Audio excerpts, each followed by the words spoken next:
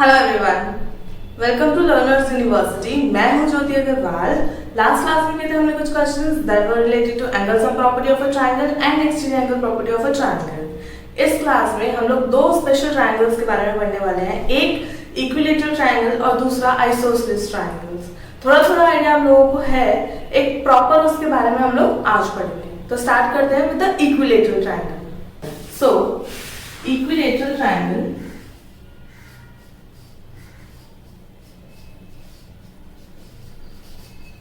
Equilateral triangle, ठीक है। एक ऐसा ट्रायंगल जिसकी तीनों sides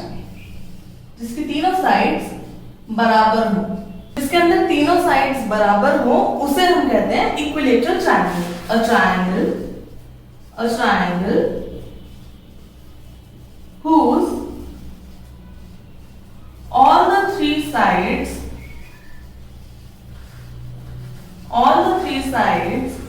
are of equal length are known as equilateral triangles।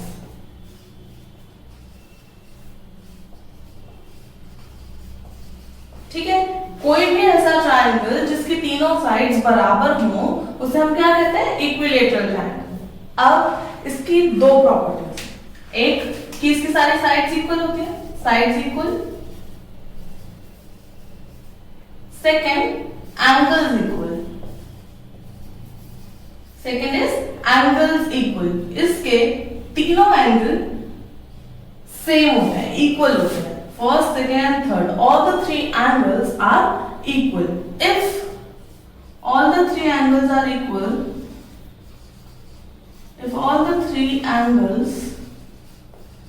are equal, then क्या कैलकुलेट कर सकते हैं हम? इसे क्या कंक्लूड कर सकते हैं कि अगर एक एंगल दूसरे एंगल के और दूसरा तीसरे के बराबर, it means 3x is equals to 180। 180 क्यों? एंगल सम प्रॉपर्टी की वजह से। तो x की क्या वैल्यू आएगी? 60 degrees, which means equilateral triangle में हर एंगल कितने मेजरमेंट का होता है? 60 डिग्रीज का। हर साइड उसकी इक्वल होती है, हर एंगल उसका इक्वल होता है। ऐसा कोई भी ट्रायंगल जिसके तीनों एंगल्स अगर 60 डिग्री हैं तो वो हमारा क्या है? Equilateral triangle. ऐसा कोई भी एंगल जिसकी तीनों साइड्स बराबर है तो वो कौन सा है? Equilateral triangle. अब एक और इस जो इसके अंदर समझने वाली है वो ये कि अगर हमारी सारी साइड्स इक्वल है तो क्या हमारे सारे एंगल्स इक्वल होंगे? यस। अगर हमारे सारे एंगल्स इक्वल है तो क्या हमारी सारी साइड्स इक्वल होंगी? यस। बिकॉज ये हमारा इक्विलैटरल ट्रायंगल जो है ये यही बात कहना चाहता है कि अगर हमारी सारी साइड्स इक्वल हुई तो हमारे सारे एंगल्स इक्वल होंगे। अगर हमारे सारे एंगल्स इक्वल है तो हमारे सारे साइड्स इक्वल होंगे और हर एंगल कितने का होगा? 60 डिग्रीज का। ठीक है, so this was all about equilateral triangle. एक बात जो हम इक्विलैटरल ट्रायंगल को अपने पुराने टॉपिक्स के साथ जोड़ें तो हम देखेंगे कि जब भी हम इसके अंदर कोई ऑल्टीट्यूड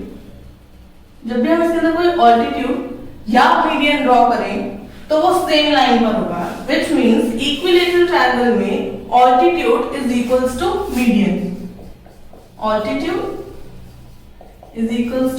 मीडियन। ठीक है, ये याद रखना हमें। जब भी हम क्वेश्चन सॉल्व करेंगे तो उसके अंदर हमें काम आएगा। अगर हम कल भी कुछ क्वेश्चन सॉल्व करेंगे तो उसके अंदर हमें काम आएगा। ऑल्टीट्यूड और मीडियन जो है ये सेम होगा इक्विलैटरल ट्रायंगल। ठीक है, so let's move further to isosceles triangles. Let us now start with the isosceles triangle. Okay, isosceles triangle. इसकी अगर हम बात करें तो ऐसा कोई भी ट्रायंगल जिसकी दो साइड्स इक्वल हो, अगर मैं इसको लेबल करूं A B C तो AB is equals to AC, है ना?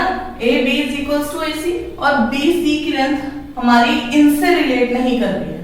तो अगर हमारे ट्रायंगल में दो लेंथ इक्वल है तो हम ये कहेंगे कि ये ट्रायंगल कौन सा? Isosceles triangle. A triangle in which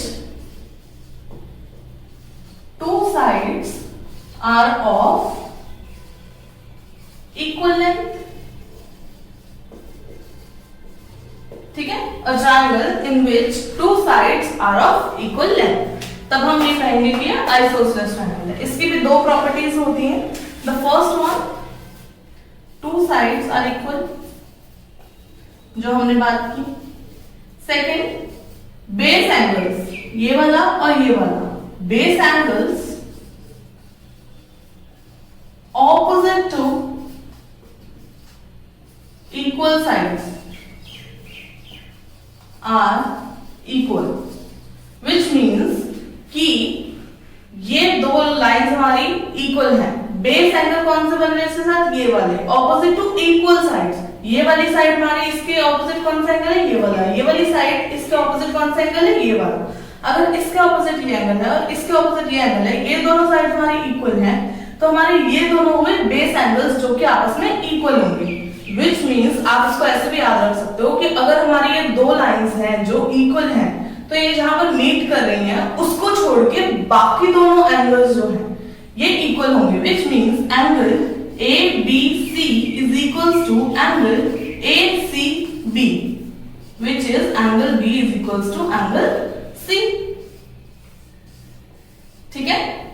अब एक और खास बात आइसोसेलेस ट्रायंगल्स की, अगर हम इसे मीडियंस और ऑल्टीट्यूड्स वाले टॉपिक से रिलेट करें, विच इज कि अगर हम इसमें भी ऑल्टीट्यूड या मीडियन ड्रॉ करें from these two lines, like these two are the equal lines, so ये जहां पर मीट कर रही है, ये जहां पर मीट कर रही है, that is point A in this triangle.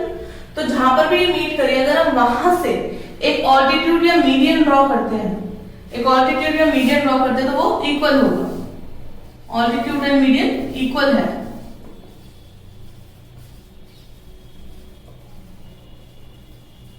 Altitude और मीडियन इक्वल है, लेकिन कब? सिर्फ तब जब हमारी ये दो साइड्स इक्वल हैं, ये जहां पर मीट कर रही है. अगर हम इस पॉइंट से हम बेस लाइन पर एक ऑल्टीट्यूड ड्रॉ करेंगे तो हमारे मीडियन के इक्वल होगा. ऐसे याद रखो कि अगर हमारी दो साइड्स जहां पर मीट कर रही है, वहां से अगर मैं BC की जगह AB को बेस रख दूं, AB को मैंने बेस रख दिया, this is our point C, which means AB is equals to CA. ठीक है, ये दोनों लाइंस इक्वल हैं. तो इस वाले पॉइंट से अगर मैं मीडियन बनाऊं या इस वाले पॉइंट से अगर मैं ऑल्टीट्यूड बनाऊं, तो ये दोनों आएंगे डिफरेंट. ठीक है, क्योंकि आइसोसेलेस ट्रायंगल के अंदर सिर्फ और सिर्फ इस पॉइंट से जहां पर दोनों इक्वल लाइंस मीट कर रही है, अगर इस पॉइंट से बनाते हैं सिर्फ तभी हमारा ऑल्टीट्यूड और मीडियन इक्वल होता है. तो अब हमने आज दो टॉपिक्स पढ़े, एक इक्विलैटरल ट्रायंगल और दूसरा आइसोसेलेस ट्रायंगल्स. अब हम नेक्स्ट क्लास में इसी से रिलेटेड क्वेश्चंस करेंगे जो हमारी एनसीईआरटी के अंदर गिवन है. और इससे पहले के जितने भी टॉपिक्स थे, चैप्टर नंबर 6 ऑफ क्लास 7, जिसके अंदर हमने altitude, medians, elements of triangles, angle sum property of a triangle और exterior angle property of a triangle, ये सारे टॉपिक्स जिसमें हमने कवर किए हैं और हमने उससे रिलेटेड सारे एनसीईआरटी के क्वेश्चंस किए हैं, जैसे कि क्वेश्चंस जो एक्सरसाइज में गिवन है और वो क्वेश्चंस जो let us try these, think, right and discuss, think, discuss and right, ये वाले जो क्वेश्चंस हैं, ये सारे क्वेश्चंस हमने अपने क्लासेस में किए हैं और इसकी मैंने पूरी प्लेलिस्ट बना के डिस्क्रिप्शन बॉक्स में लिंक दी. तो अगर आपको वो सब कुछ भी पढ़ना है और पूरा चैप्टर स्टार्टिंग से पढ़ना है या कोई और टॉपिक 7 क्लास का 6 चैप्टर का पढ़ना है, तो आप उसमें से पढ़ सकते हो. ठीक है, so see you in the next class, जिसके अंदर हम इसके क्वेश्चंस करेंगे. Bye bye.